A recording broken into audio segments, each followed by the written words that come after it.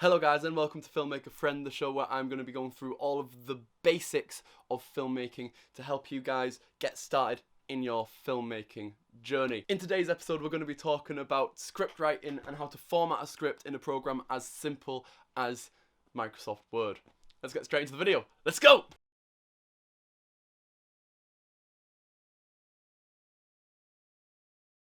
Alright, so let's get started. First thing that you want to do is open up Word. Now, before we get started, a couple of things that I want to mention. First off, what I'm doing is I'm working off Microsoft Office Word. If you do not have that, I'm not sure how well this will translate. I haven't checked like Google Docs, the Apple equivalent of Word. I haven't checked all those stuff, so I'm not sure how well this will translate from one to the other, so just bear that in mind. Secondly, I'm only going to be going through the basics today, so that's how to open a script, how to open a scene, your action, your dialogue, and your character names, and how to transition into the next scene. I'm not going to go through anything like names of shots and stuff like that. I'm just going to be going through the basics today. And my final thing is this video is more tailored towards people who already have scripts written on Word but don't have it in the correct format.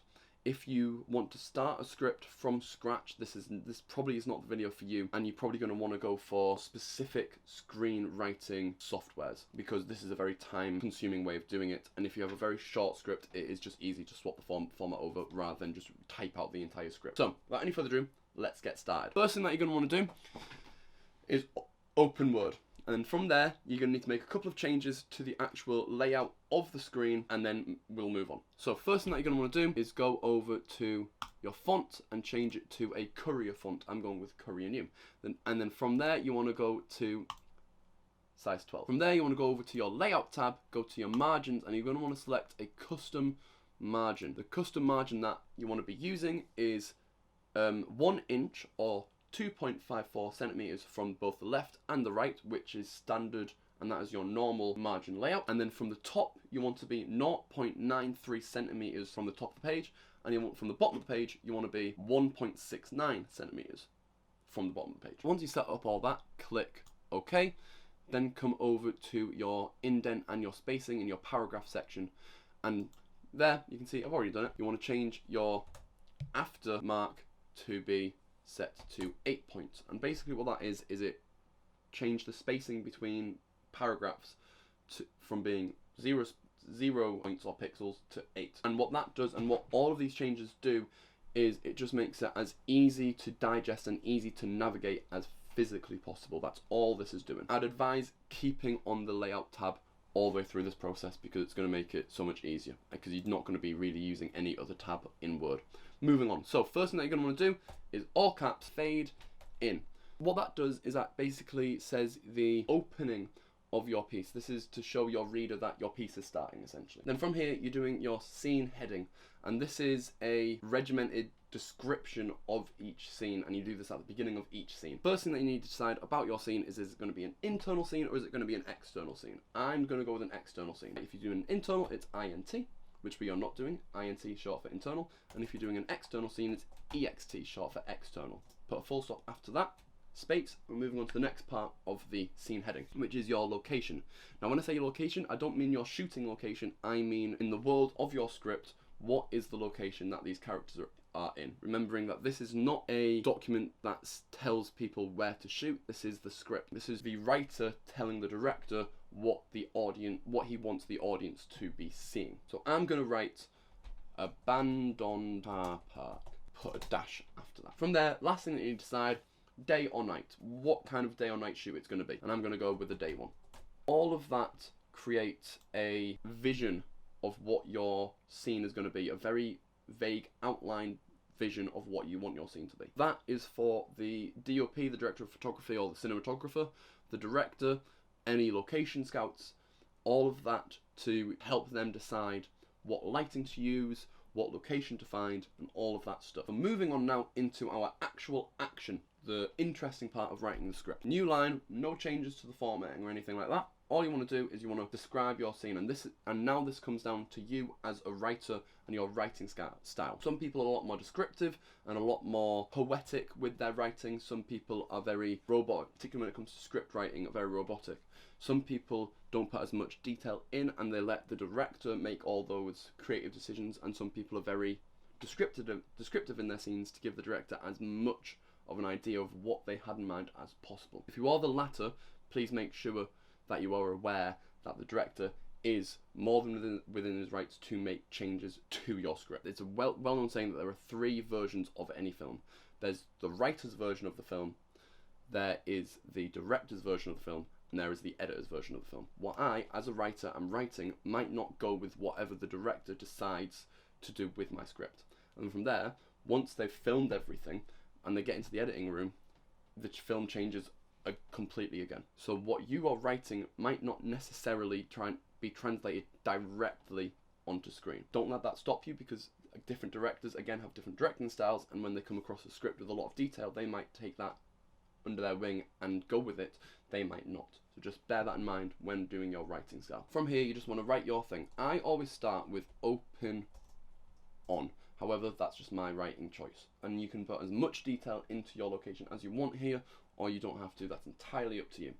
However, one thing that isn't up to you is when you first introduce a character, you need to do a specific way of showing that. So the actor who's playing the character, the director, the costume designer, all of that know exactly where to look on the script to find a character introduction. And this is for whenever you visually see a character for the first time. If there's a voiceover or anything like that, you don't need to worry about that, because what you are doing is you are telling visually what is seen on script, what is visually seen and what is audibly heard as an audience member. That's what you're writing as a script writer.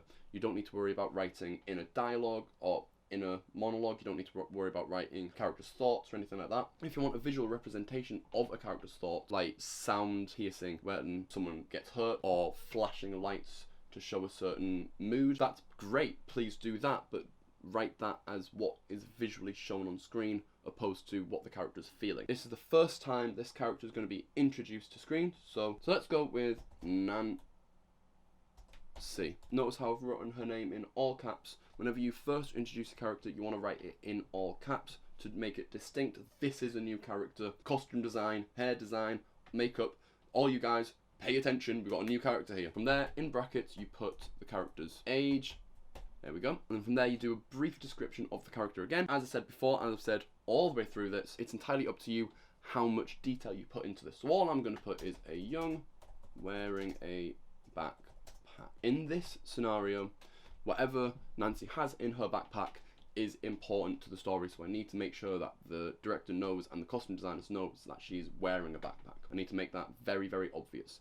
Whenever there's something that you are going to use later down the line, you need to mention it as soon as that description of that scene is present. So here, realistically what I should say, multi-story car park, pillars line the reason I need to mention these pillars is because there will be a character who's hiding behind one of the pillars later in the scene. So all of that sort of stuff, like Nancy's backpack, the pillars, they're all very important to fully flesh out the scene. So when you're later down the line, as you're writing it goes, the director goes, oh, I've got a great idea for this location. And then later down the line in the script, it mentions that there's pillars. It goes, never mind. So it's all very important to mention at the very beginning of your scene, or at the very beginning of any character introduction. Anything important that's related to the plot or anything that will come up later needs to be mentioned as soon as you would first see it as an audience member. So, moving on. She looks up into the vast. Now, moving into dialogue now, and stuff like that. So, before you do your dialogue, you need to say who's saying the dialogue, so your character name, and this is where all the formatting changes and it gets very tedious. What you could very easily do, if you want to take the easy way, is align your paragraph to the center, either by going over to the home tab, paragraph, align to center, or by going Control E, and that will align it to the center. However, that is not the correct way of doing it, so instead is go to the layout tab, go to the indent section of the paragraph section, and go 5.08 centimeters. And what that does is it takes it pretty close to the middle, but not bang on the middle, so you've got space to move across. And on top of that, what you want to do is you want to change the before the spacing before to 6 points. From there, you write your character's name in all caps, press enter, and now you're on your dialogue. It changes again. You want to change the left indent from 5.08 to 2.54, or 1 inch. The right one will change from 0 to, just as coincident happens, 5.08, the same as it was from the left for your character name. So all of these different things that you're changing them to and from are all very similar, and that makes it a lot easier as the writer to remember them. It's just a matter of remembering to do it. So from here, you write your character's dialogue, whatever you want your character to say. So I'm going to say, "No, your come out and face." If I didn't have that indent change and I had everything back to 0, notice how it all looks very, very samey and all very, very similar, and it would be very easy to accidentally mistake the dialogue for action. That's why we have this indentation, to make sure everyone who's reading the script knows. Something I forgot to mention as well, the before spacing goes back to 0 when you're on dialogue. Let's say that there's someone else in the character. So as you can see from this dialogue, there is someone else in the scene. Someone who's hiding. When you're writing dialogue for a character who isn't on screen, you need to make an addition to the character name to make that specific. So again, you change the right indent to 0, the left indent to 5.08, go to all caps for the character name, let's call him Liam, and then in brackets you put the fact that they're off screen. If it's a voiceover, you do VO, or if the character is just simply off screen, it is OS. And from there you just continue the dialogue as normal. Change the right indent to 5.08, and change the left indent down to 2.54, and then change that back down to 0. From here, back down to normal typing out of all caps, and write down the dialogue that you want your character to say. From here, let's go back into some action. Let's have Liam reveal himself, shall we? So 0 on both of the indents, continuing that 0 on the before spacing, and write some dialogue. Now, this is the first time that we are visually being introduced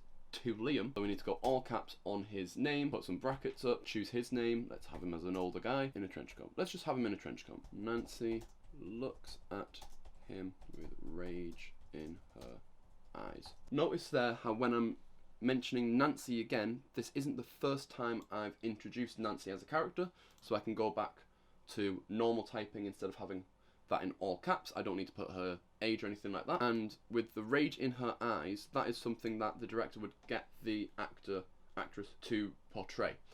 If I instead put looking at him feeling angry, that would be something that wouldn't be necessarily visually able to show. Whereas if when I'm putting with rage in her eyes, with rage in her eyes, specifically on the eyes, that would be hint to the director that I want a close-up on the eyes of, or at least like a super close-up here where the actress can really portray rage in some way. From here, let's make this the end of this scene. What I'm going to do is from here make a new line. Obviously, I go over to the home tab. This is the only time that I'm going to need to align specifically to different points, and there I write in all caps, cut to. And what this is the specific way you want to change scenes. There's a multitude of different ones. You've got cut to, you've got wipe to, you've got dissolve to, you've got a multitude of different ways to say moving from one scene to the next scene. But I'm just going to go nice and simple, cut to. That is the one that chances are you will be doing. You go into your next scene. Let's say in this piece there is a B line going on. So Nancy and Liam, their little confrontation is the A plot. Let's say there's a B plot going on, and that's happening at a diner. So INT, Benny's Diner at day. And from there, you would go into that same cycle of action and dialogue and character's name and dialogue and character's name and dialogue and action and all of that until that scene ends. You do cut to or dissolve to or whichever one you want to do, and then from there you continue that cycle. That is the very, very, very basics on green writing and formatting a script in Word. Hey guys, Editing Jack here. As you can see, just rendering some of the footage through now. Just a really, really quick one. I forgot to mention a couple of things. I'm trying to make sure this is like under 2 minutes, so I'm going to be really, really quick. Basically, the first thing that I noticed when looking at the script. Whenever I introduced a character, I literally just described the character and then moved on to a separate sentence. What you need to do there is, instead of just writing the character description full stop, move on to the next sentence, is you need to actually say what they're doing. You need to go like, Nancy, 25, a young woman, blah blah blah blah, is walking through the abandoned car park, or something along those lines. I noticed that on a couple of things, like when I introduced Liam, I just said, Liam, 45, a man in a trench coat. Nancy looks at him like he's just appeared out of thin air. By that logic, you need to make sure you explain where these characters are coming from. So like in Liam's case, I should have said, Liam, 45, an older man in a trench coat appears from behind a pillar, and that would have cleared that up. Which brings me on to my second point. When writing a script, or a screenplay rather, you need to be writing in the present tense. You don't want to be saying Nancy looked up. You want to be saying Nancy looks up. It's not Liam walked to Nancy, it's Liam walks to Nancy. You're writing what is currently happening in the moment of you writing it, what is currently happening on screen. That's what you're doing. Hope that clears it up. Let's get back to the video. Again, as I've said before, this is all very much for people who have already written their script and are just wanting to format it correctly. If you are writing a script from scratch, please don't go with this method.